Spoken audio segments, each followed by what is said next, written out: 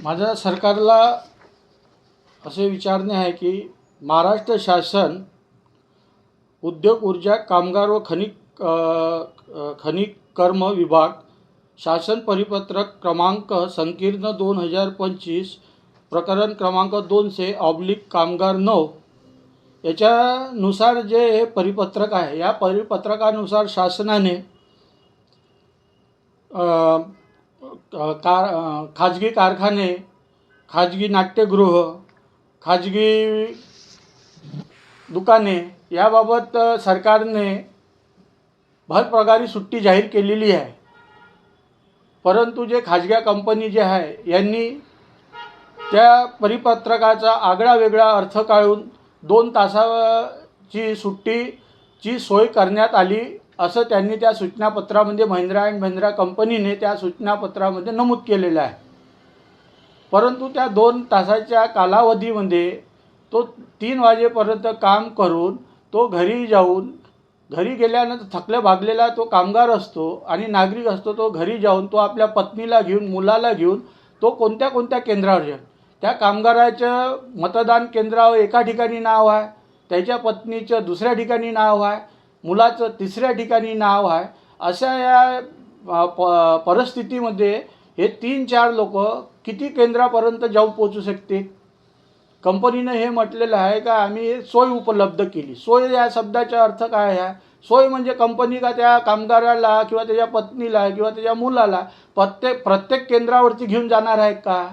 फक्त तुम्ही तिथून कंपनीतून त्याला 2 तासा अगोदर सोडाल. 2 तासानंतर सोडल्यानंतर तो 4 वाजता घरी पोहोचेल. घरी पोहोचल्यानंतर तो आपल्या पत्नीला, मुलाला घेऊन किती केंद्रावरती जाणार? किती केंद्रावर गेल्यानंतर बूथ नाव पाहणे आहे, हे ते सगळ्या त्या 2 तासामध्ये प्रक्रिया होणार नाही. त्याचं मतदान होणार नाही, पत्नीचं मतदान होणार नाही. कंपनीनं अजून टर्न अँड कंडिशन टाकलेलं आहे का तुम्ही मतदान करून आल्यावर तुमची बोटाची शाई दाखवा, तुमचे ओळखपत्र दाखवा, आधार कार्ड दाखवा. समजा त्याच्या बोटाला शाई नाही झाली, त्याचं मतदान नाही झालं, तर तो त्या कंपनीमध्ये काय दाखवणार आहे? मग त्याची हाजरी लागणार आहे का? मग त्याला पगार मिळणार आहे का? म्हणून शासनाला माझ्या आणि निवडणूक आयोगाला अशी विनंती आहे भारतीय देश क्रांती पार्टीतर्फे, त्या सर्व कामगारांना भरपगारी सुट्टी जाहीर करून एक उत्सवाचा, निवडणूक प्रक्रिया ही उत्सवाची प्रक्रिया आहे. यामध्ये प्रशासनाने सुद्धा अनेक प्रकारचे उपक्रम राबवलेले आहे का जेणेकरून मतदानाचा टक्केवारी वाढला पाहिजे. त्या मतदानाचा टक्केवारी कसा वाढणार आहे? जोपर्यंत हे सगळे लोक, नागरिक, कामगार जोपर्यंत मतदान केंद्रावर जाईल नाही तोपर्यंत मतदानाच्या टक्केवारी कसा वाढणार आहे? तर त्यांच्यासाठी तर तुम्ही हे सोय उपलब्ध करून द्यायला पाहिजे. तर कंपनी जे आहे ही एक परिपत्रकाची अवमानना करत आहे आणि पॅरा नंबर 3चा ते वापर करून कामगारांना किंवा इतर इंडस्ट्रीजमध्ये 29 महानगरपालिकेमध्ये अशा प्रकारचे कंपनी व्यवस्थापन या 3ऱ्या पॅरेग्राफचा फायदा घेऊन ते अशा प्रकारच्या सूचना जाहीर करत आहे. तर शासन आणि प्रशासनाने याबाबत पारदर्शकता आणली पाहिजे असे आमचेवाले उमेदवार म्हणून विनायक भाऊराव अवचट आणि भारतीय देश क्रांती पार्टीतर्फे विनंती आहे. आपल्याला माहीत पडतात, सर्क्युलर आपल्याला नजरेत येतात, आपण हे सरकारच्या निर्देशनात आणून दिलं का? हो, आम्ही हे जे सर्क्युलर जे आहे, जे सर्क्युलर 30/12/2025चं जे सर्क्युलर आहे आणि याच्या अगोदर जे नगर परिषद आणि नगरपंचायतीचे जे सर्क्युलर जे होतं आणि कंपनीचं सुद्धा सूचनापत्र आणि काल 12/1/2026चं जे सूचनापत्र याबाबतचं आम्ही जे सर्क्युलर आहे सरकारच्या निर्देशनात आणून दिलेलं आहे. आम्ही नागपूर अप्पर कामगार आयुक्त कार्यालयातसुद्धा हे पत्र दाखल केलेलं आहे आणि तिथले जे कामगार आयुक्त साहेब जे आहे दहीफडकर साहेब त्यांचीसुद्धा भेट घेऊन त्यांना या समस्याविषयी आम्ही माहिती दिलेली आहे.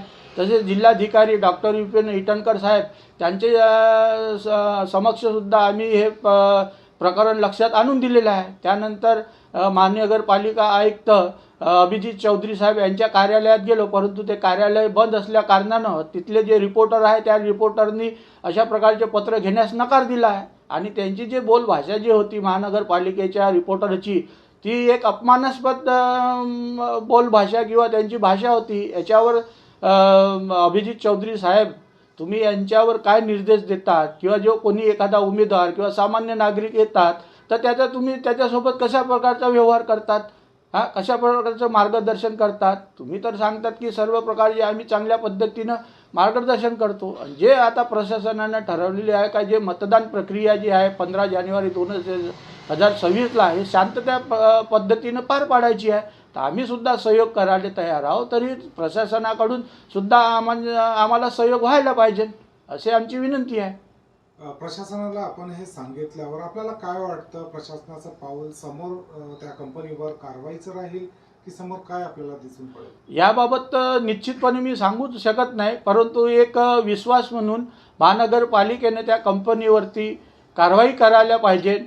आणि याच्यामध्ये जे पारदर्शकता आहे त्या परिपत्रकामध्ये आणि त्या सूचना पत्रामध्ये दोन्ही याच्यामध्ये तफावत केली आहे. तर याच्यामध्ये महानगरपालिकेनं मध्यस्थी करून एक पारदर्शकता आणि चांगल्या वातावरणामध्ये नागरिकांना, कामगारांना मतदान करण्याचे हक्क बजावण्याची संधी मिळाली पाहिजे. आमच्या ज्या प्रभागामध्ये जे आहे 37-38 प्रभागामध्ये जे आहे जे महानगरपालिका जे निवडणूक जे आहे हे बहुसदस्यीय पद्धतीची निवडणूक आहे. या बहुसदस्यीय पद्धतीच्या निवडणुकीमध्ये नागरिकांना, मतदातांना मतदान कसं करायचं याबाबतचं अवेअरनेस नाही आहे. याबाबत आम्ही प्रशासनाला 3 जानेवारी 2026ला आम्ही याची मांडणी केली की जेणेकरून नागरिकांना, या मतदात्यांना त्या EVM मशीनवर कशा पद्धतीनं मतदान करण्यात यावं याबाबतचं नागरिकांना डेमो देण्यात यावं याबाबतची आम्ही त्यांना माहिती दिली. परंतु प्रशासनातर्फे आतापर्यंत नागरिकांना याबाबतची अजूनही डेमो देण्यात आलेला नाही, अवेअरनेस म्हणून अजूनपर्यंत देण्यात आलेला नाही आहे. नागरिक हे संभ्रमामध्ये आहे. ज्यामध्ये बहुसदस्यीय पद्धत असल्यामुळे ब क ड तर कोणती बटन दाबायची, कोणती नाही दाबायची, किती बटन दाबायच्या, क्रॉसमध्ये दाबायच्या या पद्धतीची अजूनपर्यंत त्यांना माहिती नाही आहे. कारण का यामध्ये जे आहे मधली एकच बटन दाबायची आहे, मधली एक बटन दाबायची आहे, मधली एक बटन दाबायची आहे आणि मधली एक बटन दाबायची आहे. त्याच्यानंतरच सर्किट पूर्ण होणार आहे. याबाबतची माहिती अजूनपर्यंत नागरिकापर्यंत पोहोचलेली नाही आहे. आणि नागरिक जे आहे ते मतदाता जे आहे ते संभ्रमामध्ये आहे. आणि दुसरा विषय असा आहे प्रभागामध्ये का केंद्रामध्ये जे बूथनिहाय जे यादी जे पाठवलेली आहे त्या बूथनिहाय यादीमध्ये नागरिकांचे जे नाव आहे ते एका केंद्रावर आहे, तर पत्नीचे नाव दुसऱ्या केंद्रावर आहे, तर मुलाचं नाव तिसऱ्या केंद्रावर आहे. अशा प्रकारच्या संभ्रमामध्ये नागरिक कुठे कसं काय मतदान करतील याच्याबाबत खूप मोठी खंत व्यक्त करण्यात येऊन राहिलेली आहे. आणि नागरिक या प्रशासनानं जे काही बी व्यवस्था या सोयीसुविधा उपलब्ध केलेल्या आहे परंतु त्याचे नावच नाही आहे.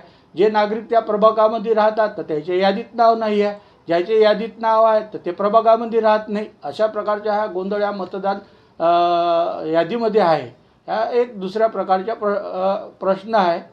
तरी प्रशासनाने याबाबत जे काही खूप नागपूर शहरामध्ये ज्या उपक्रम जे घेण्यात आलेले आहे त्या नागरिकांना जागरूकताबाबत, परंतु नागरिकांना जागरूक करण्याबाबतच्या कोणत्याही प्रकारच्या यानं असा डेमो किंवा असा प्रकल्प किंवा असा एक उपाययोजना चालवलेली नाही आहे असे माझ्या मते आहे.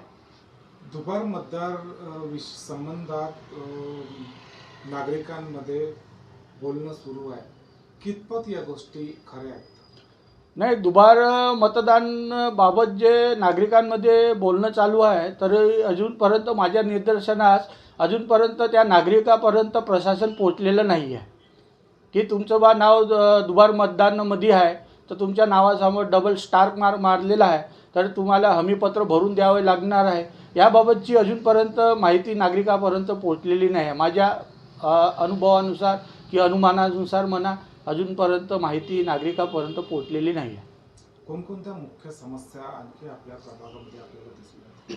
आमच्या प्रभागामध्ये मुख्य समस्या आहे स्वच्छतेची समस्या आहे, गटर लाईनची समस्या आहे, पाण्याची पण समस्या आहे. जो पाण्याला जो फोर्स जो येतो तो फोर्स बरोबर नाही येत. पावसाळ्याच्या दिवसामध्ये जे गढूळ पाणी येतं, मी महानगरपालिकेला कंप्लेंटसुद्धा केलेली होती, परंतु महानगरपालिकेचे काही कर्मचारी येतात आणि लिहून घेऊन जातात. प्रॅक्टिकली त्या नळाच्या कनेक्शनपाशी किंवा त्या मीटरपाशी चेकिंग नाही करत का पाणी गढूळ आहे किंवा काही आहे म्हणून. आरोग्यविषयाच्या समस्या, जे महानगरपालिकेचे जे दवाखाने जे आहे तिथल्या जे समस्या जे आहे, कर्मचारी वगैरे तिथले काम कसे करतात, काय करतात, याबाबतसुद्धा प्रशासन तिथं तपास करत नाही. अशा प्रकारच्या ह्या प्रकार आहे.